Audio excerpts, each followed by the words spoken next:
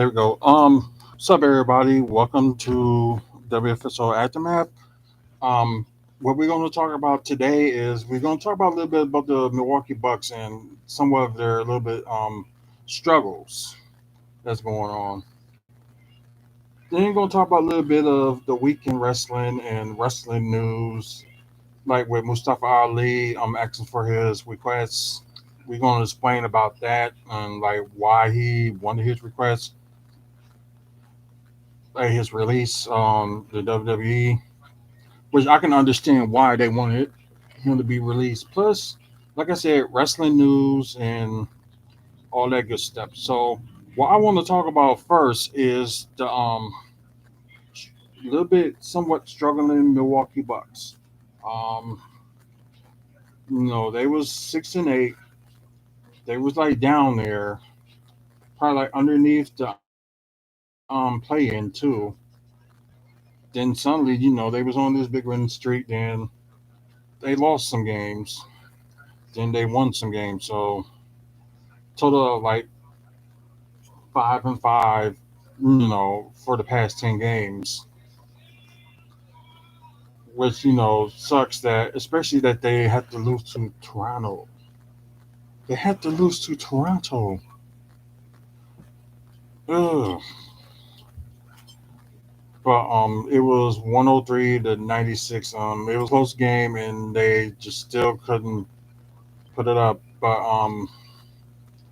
I know Giannis has said something that like trying to take it in, trying to get like some fouls like called or whatever, and keep on doing that, which is I can understand that, but no, no, you pass the ball because that's all they're gonna do to you, and you ain't gonna get those calls because of, how the refs are. Like it could be like all four people standing there like guarding you, and they're not gonna call it.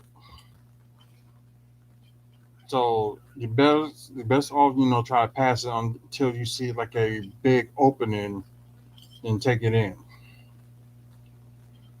So yeah, I don't know why he's thinking that way, but then again, he's young. So although they would call him like a veteran, like he's in his let's see his ninth season. So yeah, um, well, there's something else I wanted to talk about besides that. There's a video I put up earlier to talk about. There's a possibility that Bucks may be interested in Serge Ibaka and maybe Marcus Morris Sr. So it was like on the I don't know if it was on the real Milwaukee Bucks fans group, but yeah, it was.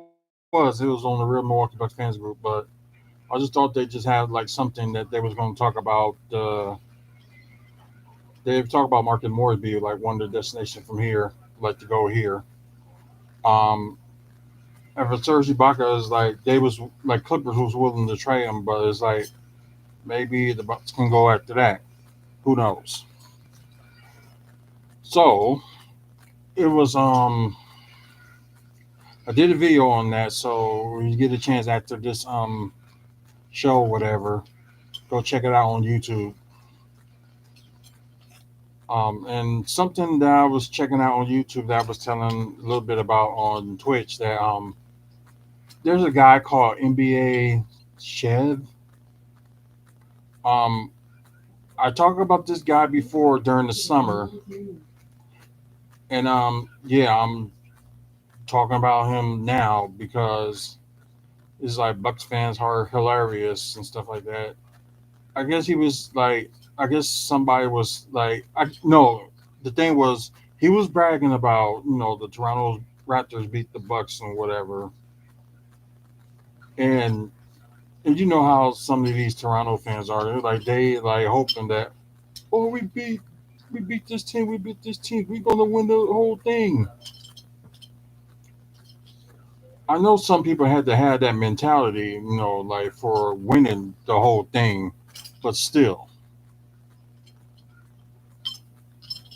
Y'all were just an expansion team in 1995, and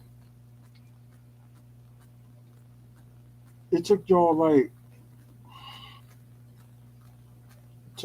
almost like what was it like 95, oh 05, 15. It took y'all like over almost 25 years to win the championship. As for the Bucks, it only took them like two. I think it was 2 or 3. And although it's been a 50 year for us since we won that, well now 51,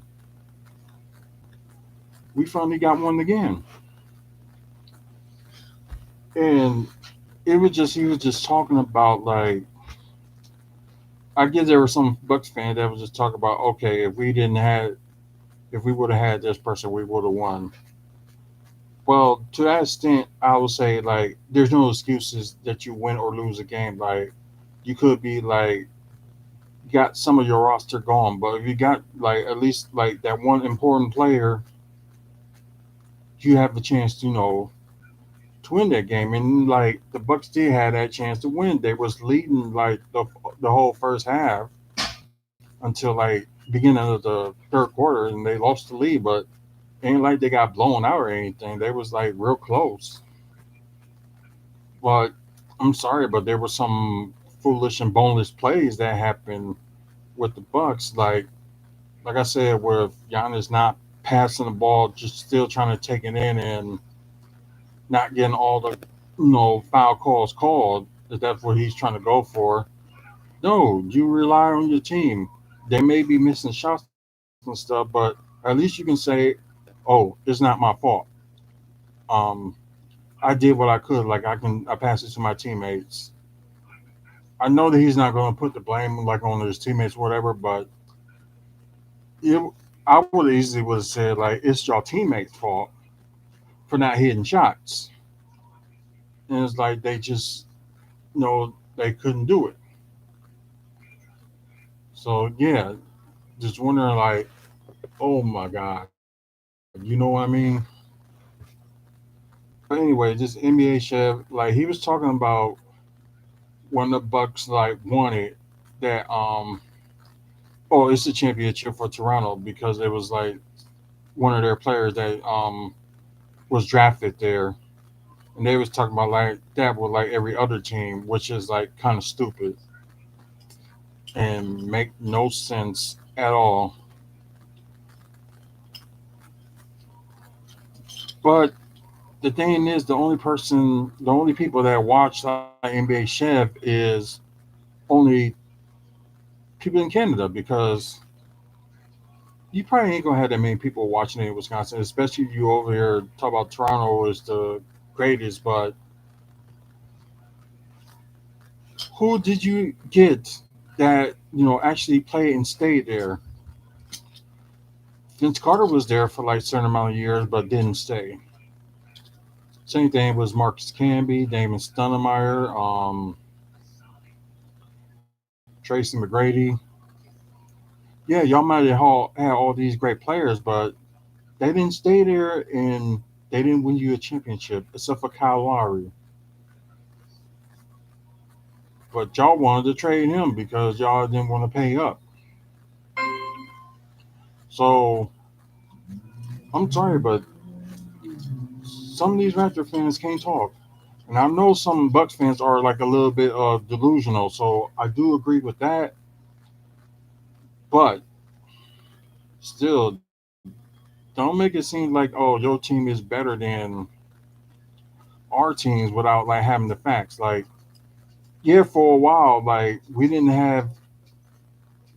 had our big three like in the mid to late '90s and early 2000s. We had our big three, and although it was a hell of a run for the 2001 Eastern Conference Finals, but at least it was on the verge of something until Ernie Gunfield made that one dumb trade to get Anthony Mason. And in this book I was reading, they were saying that that was like the worst decision that Ernie Gunfield had made. Then the dumber one is when he separated the all the big three. Like, are you serious? But anyway, back to NBA Chev. I'm sorry, but this dude cannot talk. Is like the only one that won championship because y'all was lucky enough to get make a move and get Kawhi Leonard. That after he won that championship, he didn't even want to stay there. So they can't talk. Like Kawhi Leonard, he got his championship and left because nobody wanted to stay in Toronto. You might have some people that you drafted and like Pacom Siakam. He won his championship when he was with them in 2019. He ain't going nowhere. Fred Van Fleet also won a championship with Toronto in 2019. You got a lot of people that want to come here because of Giannis, which is a good thing for us. And that you got like other building pieces like Chris Middleton, shocking big piece out of nowhere. Also you have Drew Holiday that shockingly, we traded for him and he wanted to play here and he wanted to stay here. So that's why they gave him that extension. But seriously, who wants to play in Toronto? They talking about Milwaukee is cold, but Toronto is, of course, it's Canada. It's going to be colder and coldest up there. So it may be dangerously cold up there than it is, here in Milwaukee. So, like, remind me again, who wants to play in Toronto? People only go there if they have, like, a big special event or something. Except for, their fans in the city. Like, they'll go to whatever event's going on. Just like in every city, we'll go to what event is going on. But if it's not like a big event or something like that, when it comes to like, let's just say they had WrestleMania in I think it was, let's see, I think it was 2001, 2000, was it 2002 that they had like WrestleMania in Toronto and when Triple H won the championship over Chris Jericho. But yeah, 2002. So a lot of people went there just for that. And as you can see, that that was like in the springtime. So who want to go there in the winter? Like at least here, we may have like weird weather and stuff like that, but at least we won't get like too dangerously cold like it is in Toronto. So it's like the evils of the two. Like which one will I pick? Toronto, Milwaukee, Toronto, Milwaukee.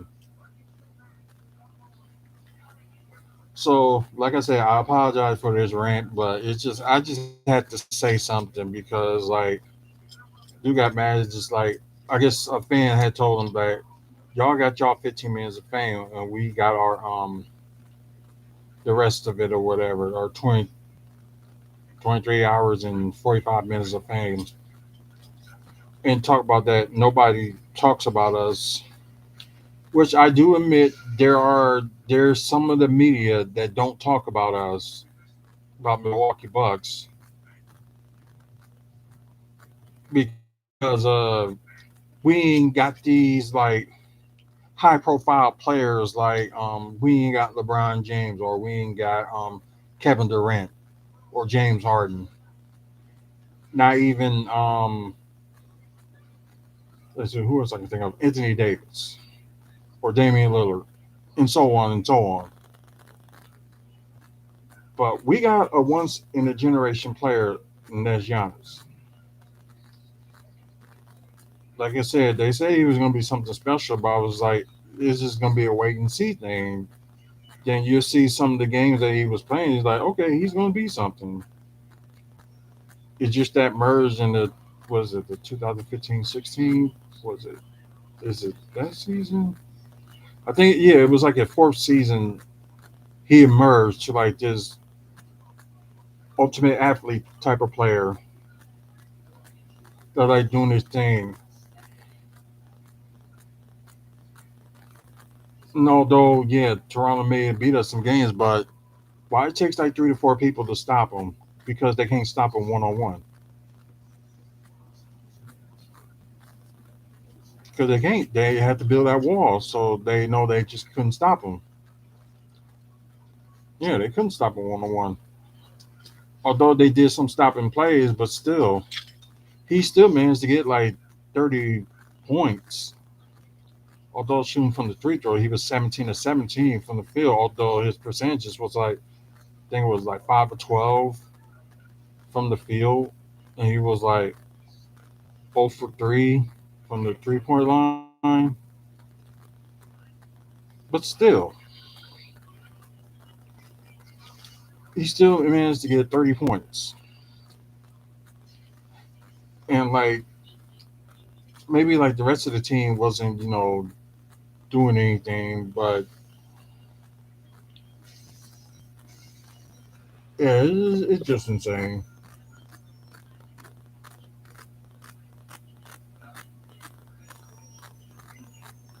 Just unbelievable that if he ever watched this NBA Chef, it's like, look at your history. Like I said, the Bucks have been here for like almost 55 years, which is coming up like what next season will be like their 55th, I believe. Let's see.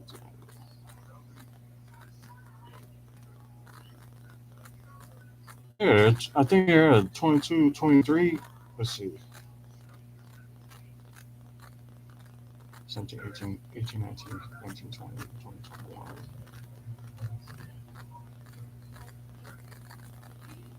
Okay, no.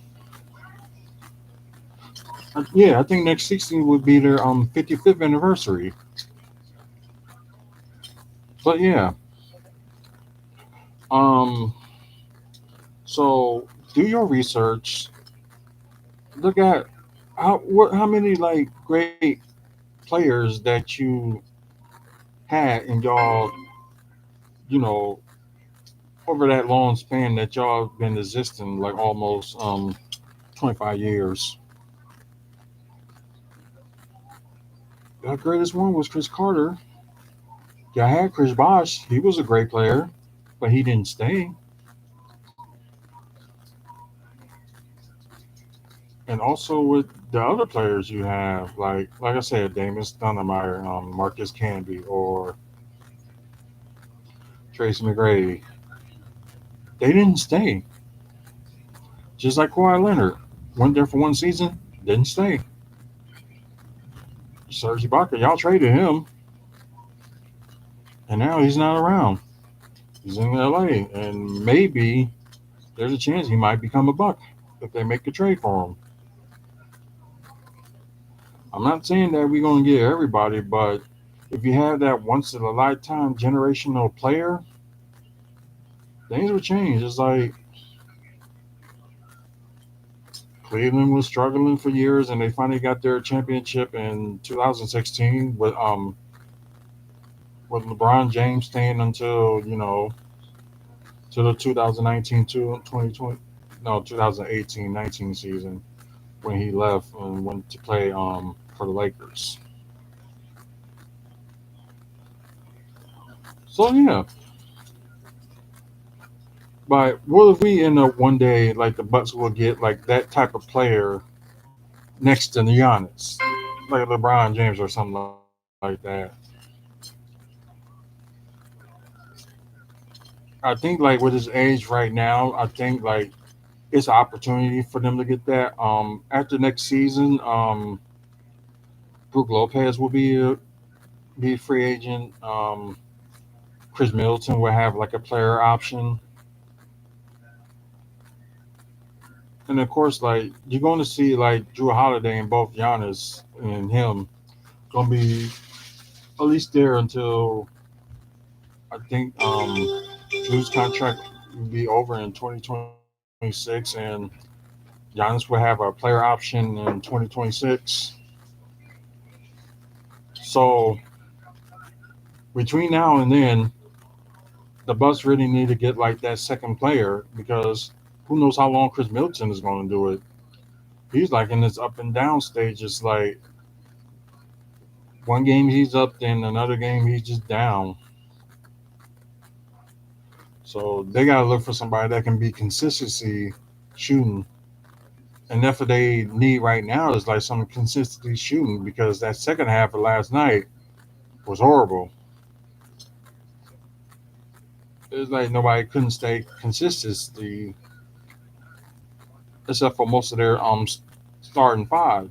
Well, not Weston Matthews, but most of their starting five, like had like what was it like 11 points from Bobby, 13 or 14 from Chris, 18 from Grayson Allen, and 30 from Giannis.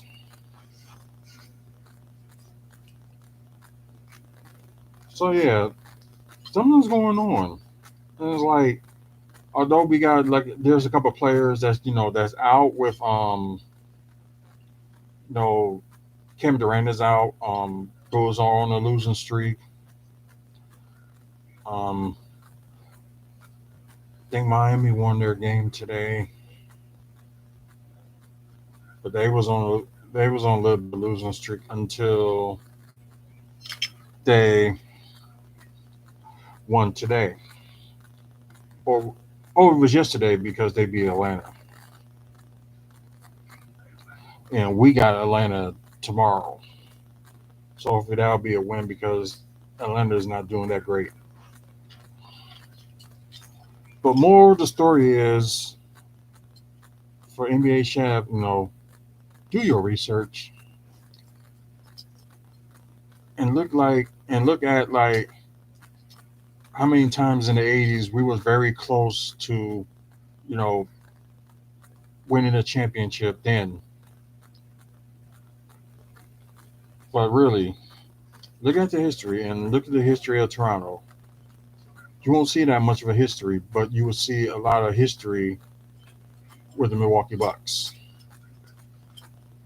So do that for me, okay? Okay, now we can get back on to wrestling. So that's enough like Bucks talk. We're going to talk about wrestling. Mustafa Ali requests his release from WWE, and apparently he wants to like do something different with his character. Him and Vince McMahon had like a heated argument, and I guess he's like, I need to be released. It's like because it's just like they was gonna give him an opportunity until he was like injured. Then they gave that opportunity to Coffee, and yeah, he won a championship. That's the that's just crazy that you have this big roster of people, especially like if they want to like do something with their character, and you said no. Why the hell are they there for? Vince sucks, bull sex. Vince sucks, bull sex. Your mother say he does. He does because he fails his wrestlers. He seriously fails his wrestlers. These wrestlers, for their careers, have probably set WWE being the pinnacle of their career. That's their goal. To be like The Rock, to be like Ric Flair, to be like Dusty Rhodes, to be like Hogan. Hmm. And they end up there and it's like, yeah, you're doing great. And they get handed these storylines that could just be phenomenal. And Right. then all of a sudden, look at the whole storyline with oh my god, I can't think of his name. Bray Wyatt and Alexa Bliss. Hmm. Oh, they could have made that into something phenomenal. And it was working on being phenomenal. Because to me, all they had to do was get Randy Orton on their side with his whole, like his career. The whole thing has been Randy Orton is the Viper. Now, what is more scarier to people out there than a snake? Add that onto the dark side with, Bray Wyatt and Alexa Bliss. Mm-hmm. You could have made a faction that was just unbelievable just with that. But we saw it fizzled. And they're like, I don't know about you, at that one, was it WrestleMania? Where they ended it, and we were sat there and we're like, oh, what they did at Twisted Moment. Yeah. And we sat there and we're at the end of it, we're like, what happened? Seriously, what happened? Right. Then you had similar things with other storylines. Like, oh my God, I apologize for forgetting her name. One who's got the really long ponytail. Oh, Bianca Belair. Thank you.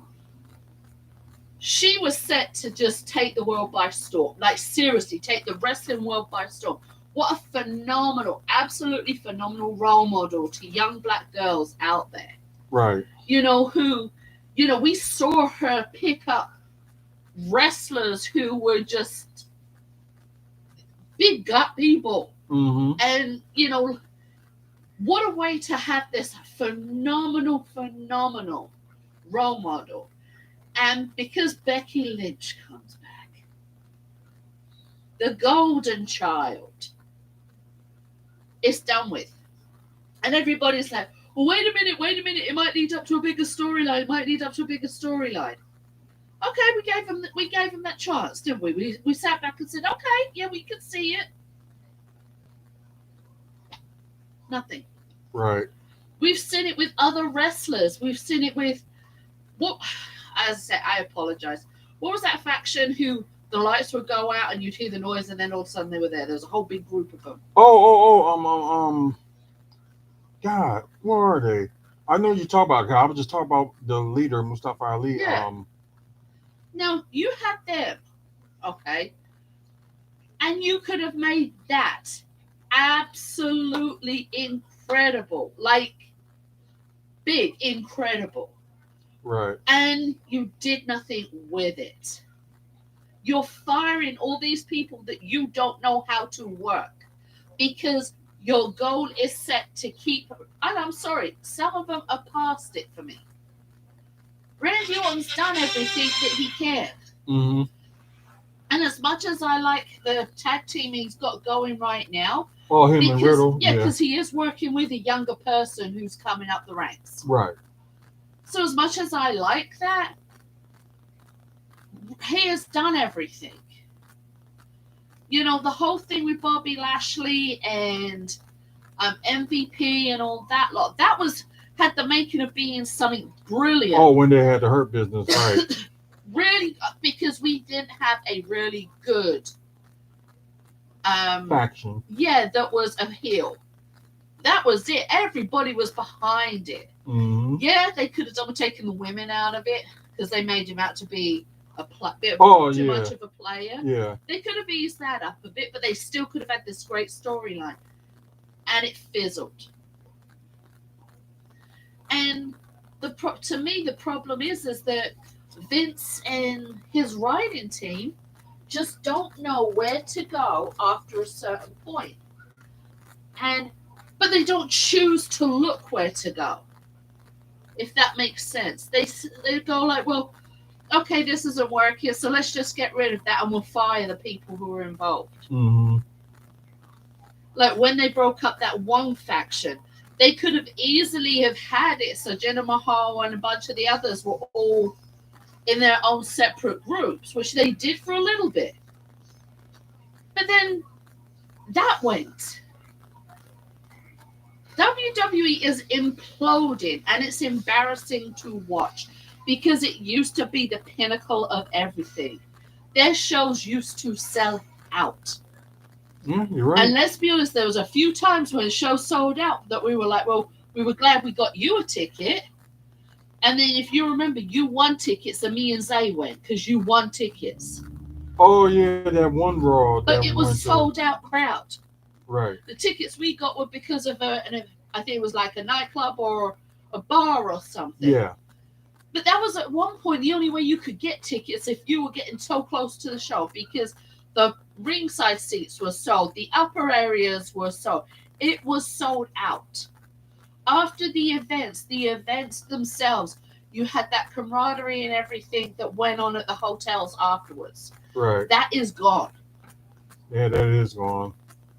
Because, and I'm not just saying with the people who we know, I'm on about in general the groups of people that used to go there. It used to be this whole camaraderie thing, and everybody worked, everyone was gelling together, and it was like, well, who's your oh, that person's a piece of crap, and well, who do you like? Oh, well, he's a piece of crap too. I mean, but it was fun. It was a good time. And now it's gone from where you see at wrestling events, they black off and Hey, May. they curtain off areas because they haven't sold out those areas. Right. They're doing canned cheering for the audiences because they haven't got a big enough crowd to create that noise.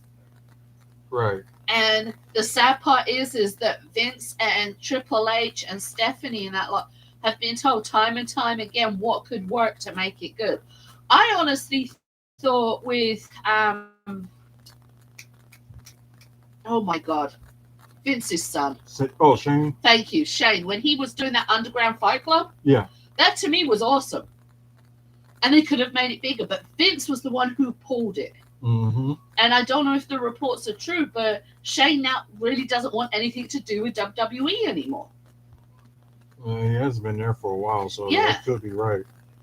Well, and he did this before, if you remember. There was a period of time where we didn't see him for many years, and he wasn't even working behind the scenes. He was off doing his own business. Yeah. And I think that says a lot when your own family pulls away. And, they're also saying, I don't know how true it is that Triple H is pulling the, well, you know who my father-in-law is card with a lot of things that are going on.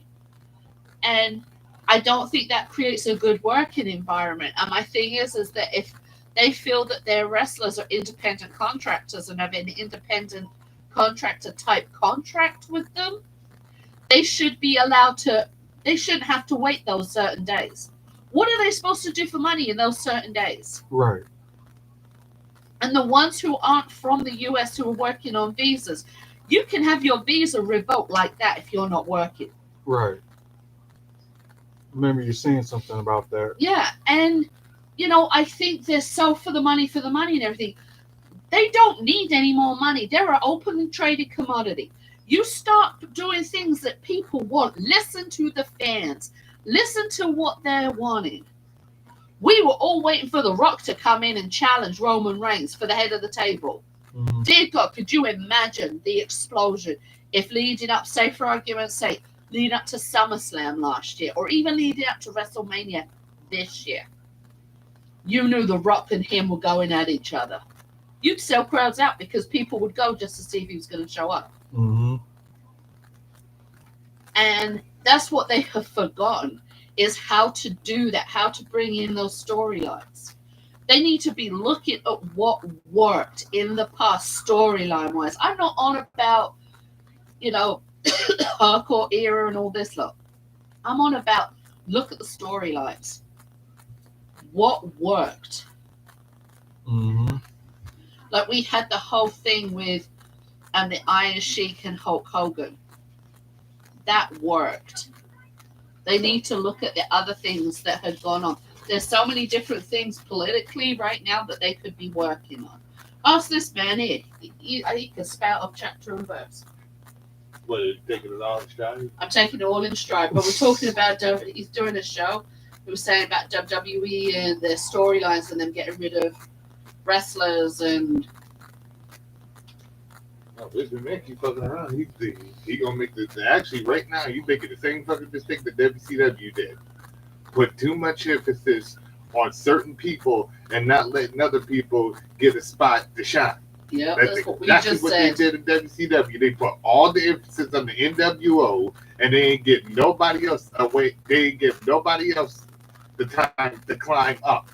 Because look what happened to all the people at WCW that they could have gave them their spot. Jericho, Benoit, Rey Mysterio. They left them all in the cruiserweight division while Hogan and the NWO took over every time you saw them on TV. Then what happened to Chris Benoit, Jericho, and Rey Mysterio when they got the WWE tag team titles, U.S. title, Intercontinental title, World title. But yet in WCW, they were always left on the bottom of the card just to entertain the fans while NWO ran roughshod. Because every week on Monday Night Nitro, what was it about? Sting, NWO. Hollywood Hogan, Sting. Outsiders, Harlem Heat. Sting, NWO. Four Horsemen, NWO. Yet, to keep the fans entertained, they used Dean Malenko, Chris Benoit, Chris Jericho, Rey Mysterio. And normally, whenever they used them, it was always either Dean Malenko or Chris Benoit going against each other. I forgot Eddie Guerrero. Ray, Eddie, Jericho was thrown in there every once in a while. But then, what was the main show?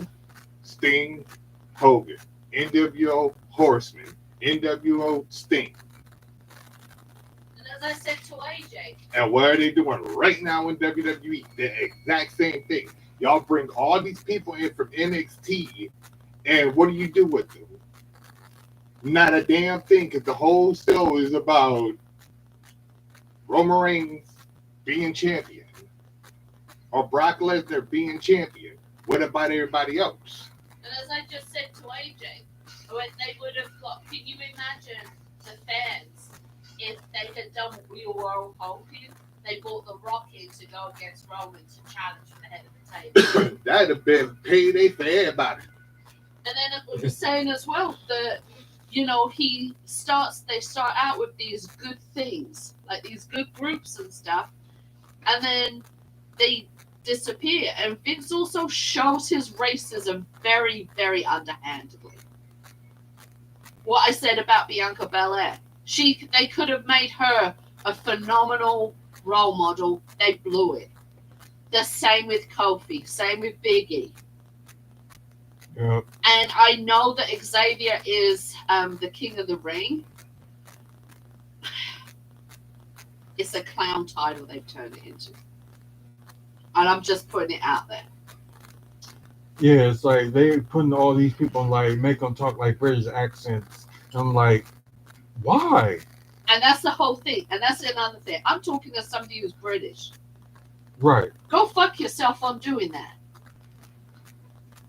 Seriously, go fuck yourself on doing that. Because I don't tolerate that with people around me. I don't mind when somebody jokingly does it who I'm very close to. And you got to be close to me to get away with it. Right. Don't mock my accent apart from that. Seriously. You have turned the king of the ring used to be the king of the ring. Now it's like a cartoon. And who better to put a cartoon title on than someone from that little group? In all honesty. Because their costumes, their punchlines, the bootios, them throwing out pancakes to people was all a joke. And all a cartoon. And as much as they got serious when Big E was holding the title, when Kofi was holding the title, let's be honest, we were all so happy when those two got titles. Mm-hmm. But look what Corbin did with the King of the Ring title. Oh, God, yeah, that was bad. He should not have been holding that for 2 years or so. 2 years or so. On top of that, you have all this other shit that goes on in WWE that makes no goddamn sense. Becky Lynch, for starters, I'm done with her. Seriously. She is another Charlotte Flair. That's all it is. She is another Charlotte Flair. And you know damn well if they lose the title, how long do you reckon they get it back? About 2 weeks later? I give it about a month. But then I have Because it right back how, again. hold on a second, you will know more than I do. How many times did Ric Flair hold the championship? 16 times. Okay, how long was his career? Whew, since what, the 60s? Probably Okay. longer than that. So 16 times he held the championship, right? In different regions. Mhm. Yet here's his daughter in the same motherfucker, which I have been saying for I don't know how many years. I've been saying this for about a year now. Isn't she like 13-time champ or something? Yeah. Mind you, Ric Flair. And hold was on, the- and that's just with the new title. That's not with any of the other titles they had. She did have the Divas Right, title. but I'm saying that title that she's got now is the one that she's held for 13 times, right? Nope. Or is that all of her championships combined? All of her championships but combined. even still, how long has she been wrestling? Ooh, 5 years? It'd be like about, I'm gonna like have in to the, look. the thing is, like in a few years, it'll be about 10. Really? Yeah.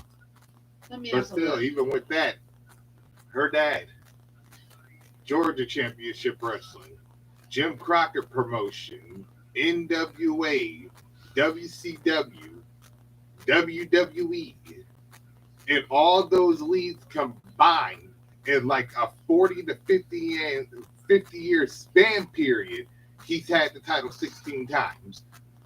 Even if Charlotte had been wrestling more than 10 years, to be 3 spots away from Her debut was July 17th, 2012. So it'll be 10 years this year. Or but probably even to have NXT. 10 Okay. years Yeah. and to be 3 spots away from where her dad is, Over a 40, 50 year and career. he been wrestling for over 40, 50 years, and she's only 3 shots away. Look what they did with John Cena. John Cena Yeah. wasn't wrestling nowhere close to where Ric Flair was doing. How many times he had titles? 17 times in the same fucking league. 16. Ric Flair did it within a Yep. span of over 40 years in different territories, different companies. John Cena did it in WWE 17 times. 16. You just had to He have said somebody 16. beat Ric Flair's record. Yo, 16. He said it twice. 16. Still, the even time still, Ric Flair was like, Let's be honest. The prestige of holding the titles. I like it when somebody holds the title for a long period of time. Don't get me wrong. Mhm. But the right person. Kofi holding the title for a long period of time would, and if it kept going on, Right. would have been excellent because Kofi weren't afraid to go against anyone. Right. You know, and I'll say this, when John Cena held titles and he was standing there every week and say, anyone, just anyone. Right. Didn't have a problem with that. I had a problem with the amount of times he held it, but I don't have a problem when you've got a wrestler who comes out every fucking week and defends that belt against someone. What I have a problem with is Becky Lynch with her coming out and the fact that all of her wins since she's got that belt, she's cheated to get. I don't like the fact that she is considered invincible. We went through this before she got pregnant. Go suck your husband's dick. Go away again. It's enough. The same with, and I'll say this, 9 times out of 10, Charlotte would defend her title. But she's another one who's held it too many times. Stop putting a white face on these belts. Put a face instead on the belts. And I'm not on about face heel. Mhm. I'm saying put a decent face on these belts. There are too many phenomenal wrestlers that we've got out there who aren't getting a chance. Rey Mysterio's son should have had a better chance at holding a belt. And we were rooting for him. We were rooting for him to hold something. Right. I know they got the tag team. Right. But it fizzled out again. And I know COVID played a big part in how the storylines are now. But go back to pre-COVID. It was the same shit leading up to COVID. We're waiting for wrestlers like Asuka to come back. Because when she held the title, it was great. Amber Moon, when she was wrestling up with on the main roster, Mm-hmm. absolutely loved her. There's a few others as well, but you know also what they don't have? is the typical American look. You know what I mean? Yeah. They don't have that typical Americana look that Vince is drawn to. And I'm on about the pretty girl look. You know, you have got these gorgeous female wrestlers of all ethnicities, Mm-hmm. and you have fucked them over repeatedly. We saw the fact the fucking Bella twins were inducted into the Hall of Fame is beyond me. But that shows you also that Vince don't want to listen to anybody else. Because did we or did we not, when they announced the Bella twins, I can't remember who else it was that particular year, we sat down and went, what the fuck? And did we or did we not, the three of us sat down and was going, okay, what about so-and-so? What about this person? What about that person? We listed off about 20 names of people who need to be in there who won't go in there right now because, one, they don't kiss ass.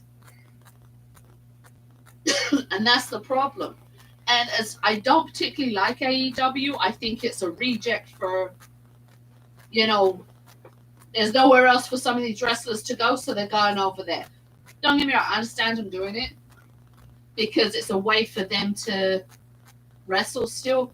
But as Mike pointed out when we were at Walmart yesterday, when we saw all the AEW figures, all of them are normal size until Cody Rhodes. AEW is a Cody Rhodes ego show. And him and his wife aren't as good as they think they are. His wife is worse than useless, to be perfectly honest. Cody Rhodes only can hold that name and hold that business because of what his last name says. Please tell me if you think I'm wrong, tell me I'm wrong. But Cody Rhodes has got that promotion because of Daddy. And he won't ever be Daddy, let's be perfectly honest. But what I'm saying is that Vince is losing his really good talent over to AEW. Mm-hmm. And he's losing them for bullshit reasons. Like, oh, it's budget cost. No, it isn't. You just don't know how to write a script. I think this is, same reason why Cody, left and kind of did his thing because he wanted to be champion and Vince was like, no. Right, and I understand him wanting to start his own fed, but I'm saying the reason why he's able to do everything he's got is because of his dad's name. I personally don't think that Cody is a good enough wrestler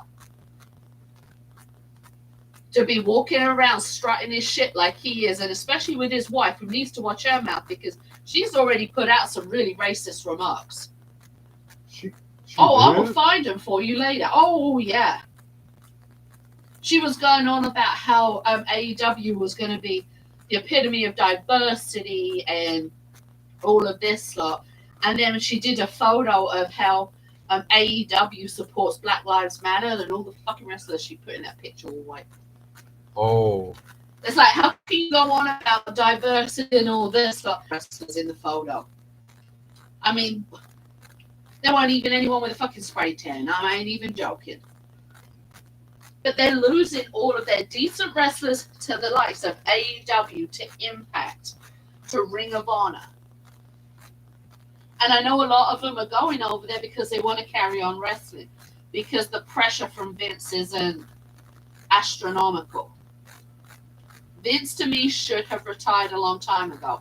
Triple H, I do not believe, should be carrying on running that company. I don't think he is. He's not running NXT anymore. No, because of his heart issues. I don't think that Stephanie should be in there. Because Stephanie is another one who has her favorites. And I think in order to run a wrestling fed, you've got to have favorite wrestlers that you want to bring in. And see, you could be a fan favorite. You could be the fan. People are going to hate you. We need you. Mm-hmm. You know what I mean? But you've got to put your fanhood aside when you run a fed. Because you've got to look at the overall picture and say, and if you are about making money, who's going to make us money?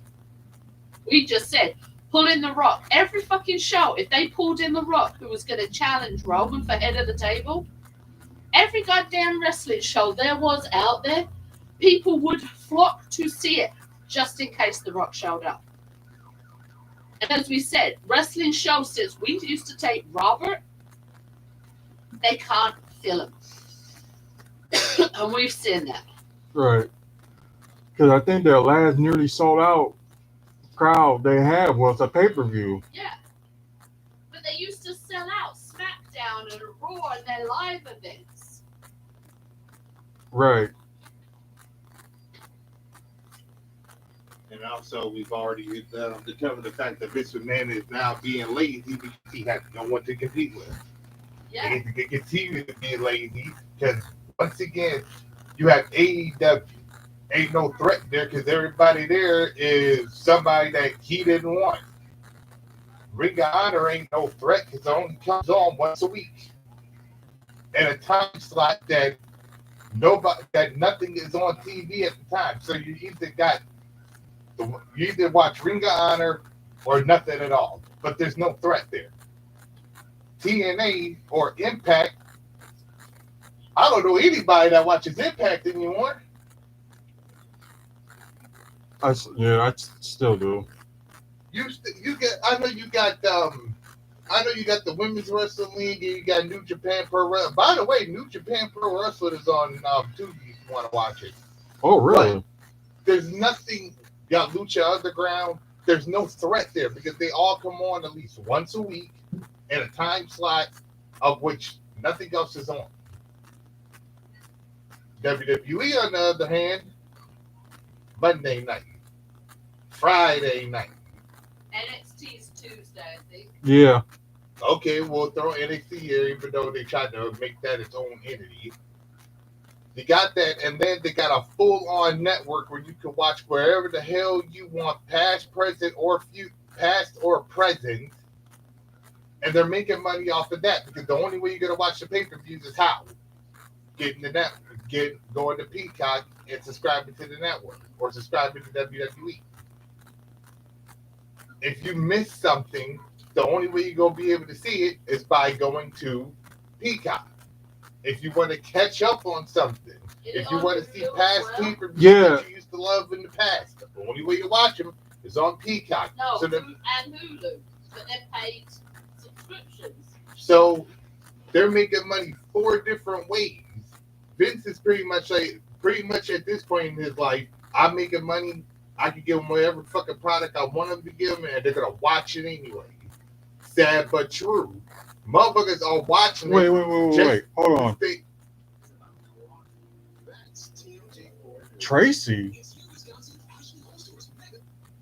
People was doing a TMJ4 commercial. Tracy did? Yeah. I saw it all now. loyal, diehard fans are going to keep watching WWE no matter what fucking product they give them because they're diehard fans. They're marks. They're just going to watch it because it's there. But then Vince also has the same idea as every other promotion. Put my show on in a time slot that ain't nothing else on. What else is on at 7 o'clock at night on a Monday? Nothing. Monday Night Football. What else is on a time slot at 7 o'clock on a Friday? Nothing. What is on a time slot at 7 o'clock on a Tuesday? Nothing. So I'm going to give them a product, even though I know it's bad right now. They're going to continue watching it and continue to attend it, and I'm still going to make money off of it. That's what every company is doing now, throwing themselves in a time slot that ain't nothing else on TV to keep themselves afloat because people are still going to watch it, no matter how bad it is. Back in the day, if you missed 5 minutes of Raw, you were mad at yourself. Now you miss 5 minutes of Raw, you ain't missed nothing because all they've been doing is talking for 20 minutes. And let's be honest, there was a point, and I know that this goes back to the Divas matches, where you would be sitting there watching like the wrestling, and then the Divas match comes up, and that was like potty break, and everybody used to run to the bathroom then because you didn't want to miss anything. Because what was Monday Night Raw back in the day? Here tonight, live on Monday Night Raw, within 3 seconds, Stone Cold Steve Austin music kicks on. You know something about to go down. Now it's like, here tonight on Monday Night Raw, we got this match, and this match, and then somebody comes out and cuts a promo, of which it makes no sense whatsoever. It don't really make a difference.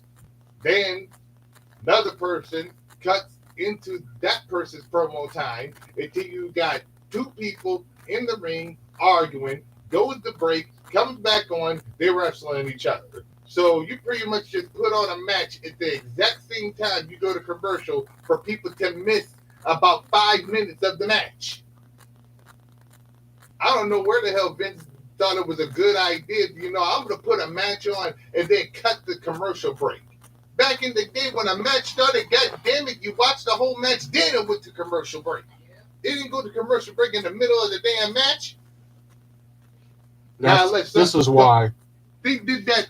They only did that a very few times, but the reason why they did it back in the day very few times is because they were building up to something. Like, for instance, when Dude Love made his first appearance, they cut to commercial right when they showed Mick Foley walking down the hallway from the legs up. Mm-hmm. So that means, okay, something about to jump off, because who's this coming to the ring wearing white boots? Like, we're going to commercial. We come back commercial. He still ain't made his appearance yet. He's been made his appearance 5 minutes after they come up the commercial, so you ain't missed a damn thing. And then the whole match plays itself out into the very end. Now they cut the commercial break at least 3 times during one match. And then they come back. Oh, this is what happened during commercial break. They'll show you 2 damn moves. You telling me within a 5-minute span period, they only did 2 moves? Well, now we all know that the curtain's been unveiled and on Raw. They know when they go to commercial, because all they do is chill in the ring until they know that the cameras are back on again. Except for when it comes to matches. Back in the day when it was live, they kept on going for the audience. Now it's like, okay, I don't know. I guess the referee alerts them. The referee gets told from backstage. He tells them, they go to commercial break. They stand around and talk. I guess he gets the signal that they're back on the air. So put each other in a headlock, make it like you were doing something during the break. Why do you think most of the time when you see a match on Raw or SmackDown and it goes to commercial, when they come back, they got nothing to show you that happened during the break? Back in the day, if that shit happened, like, this is what happened during commercial break.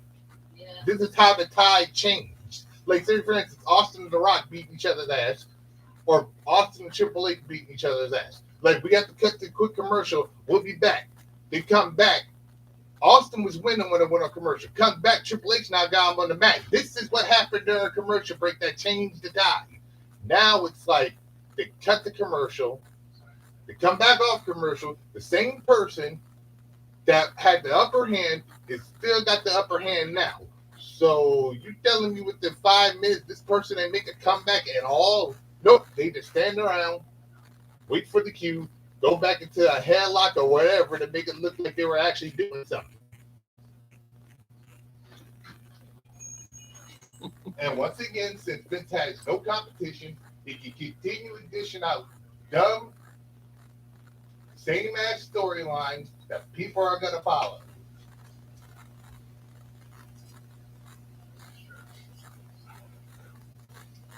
Well, that's a lot to be said on this, and like they're right. They're right. Like with WWE, like Vince McMahon don't want to listen to a fan, although they pull out something like it was maybe like almost 6 years ago. Then when they said, "Oh, we're gonna finally get the fans what they want," and suddenly they do it for like the first couple of weeks, then they just stop. Which the first couple of weeks was like one of their highest ratings for Raw that they ever had in a long time. Then out of nowhere, they went back to the same old thing. It's like, but I agree that it's time for Mr. McMahon to actually retire. Like, he's got to go because he is killing the product. It's like, because it's gonna be one day when the fans is gonna have enough, but probably not families, because families mainly just gonna watch it because they're tuning into like kids and stuff, but they don't realize that you gotta have something for everybody.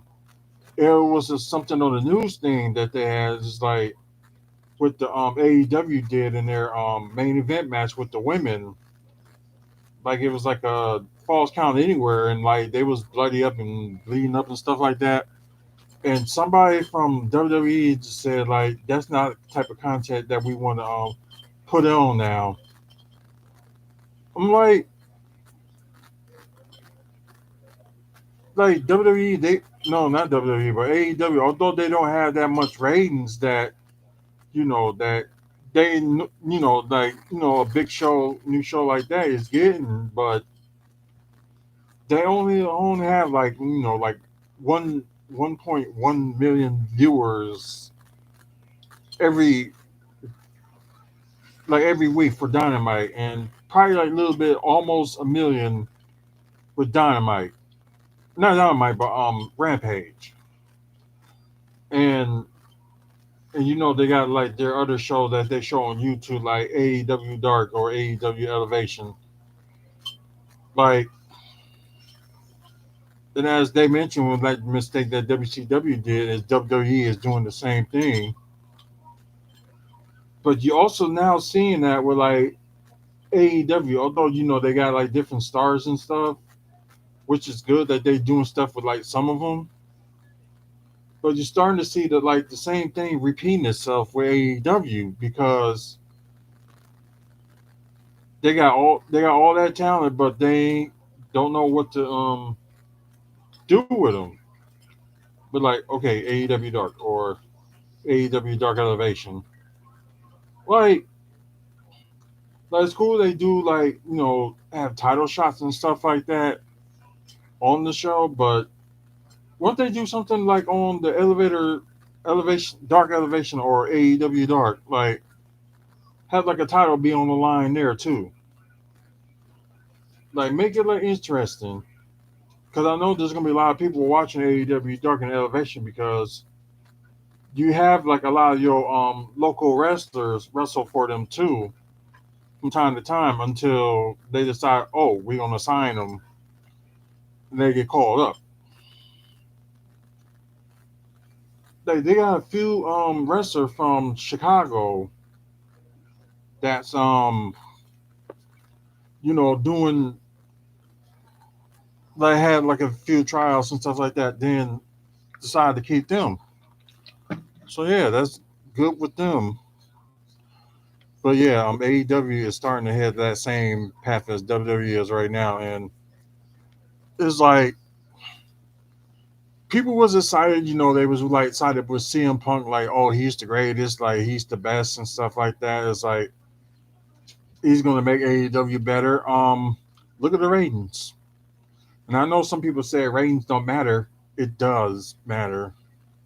No matter, oh, okay, you can like rewatch the show on TNT app, or you can rewatch the WWE on Hulu or something like that. The point is, ratings matter. No matter what you think, they matter, because they like people, to watch it live and stuff like that. Because if they want to like pre-record it, they'll just do the same thing as Impact is doing. Just do like pre-recorded stuff on a weekday, then show it like on a Thursday. That's mainly what it is. But I ran enough time. I know we're gonna like supposed to be talking about it, but we're running out of time. So I apologize for watching, and thanks for you guys for chatting. I'm glad I was like chatting on Twitch on here. So thank you for that. But yeah, I gotta go, and until the next video, you Twitch, have a good one. And for you guys on YouTube, y'all have a good one.